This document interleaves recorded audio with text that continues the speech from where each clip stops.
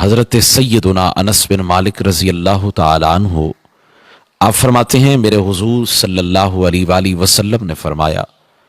مجھے روح الامین حضرت سیدنا جبریل علیہ السلام نے یہ خبر پہنچائی، میرا رب فرماتا ہے مجھے اپنی وحدانیت، اپنی عزت و جلال اور مجھے اپنی مخلوق کی میری طرف محتاج ہونے کی اور میرے عرش پر استوا فرمانے کی اور مجھے اپنی رفعت و شان کی قسم ہے، مجھے اس بات سے حیا آتی ہے وہ بندہ یا وہ بندی جنہیں اسلام کے اندر بڑھاپا پہنچا ہو، یعنی توحید کو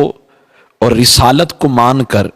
انہوں نے زندگی اسلام کی حالت میں گزاری، اس طرح کہ وہ بوڑھے ہو گئے، میرا رب فرماتا ہے مجھے حیا آتی ہے وہ افراد جنہیں اسلام میں بڑھاپا پہنچا ہو میں انہیں عذاب کے اندر مبتلا کروں۔ حضرت انس فرماتے ہیں میرے حضور یہ بات ارشاد فرما کر رو پڑے، میں نے روتا ہوا حضور کو دیکھا تو میں نے رونے کی وجہ پوچھی، میرے آقا صلی اللہ علیہ وآلہ وسلم نے ارشاد فرمایا اے انس مجھے اس شخص پہ رونا آ رہا ہے کہ جس سے اللہ تو حیا فرماتا ہے لیکن وہ اللہ سے حیا نہیں فرماتا، یعنی نافرمانی سے باز نہیں آتا، اسے اللہ سے حیا نہیں آتی۔ کتنے ایسے بڑی عمر والے بزرگ گزرے ہیں، بوڑھے گزرے ہیں جن کی ساری زندگی گناہوں میں لت پت گزری، اللہ کو ناراض کرتے ہوئے گزری۔ میرے حضور صلی اللہ علیہ وآلہ وسلم سے پوچھا گیا حضور یہ بتائیں آپ کی نظر میں بہترین انسان کون ہے؟ میرے آقا نے ارشاد فرمایا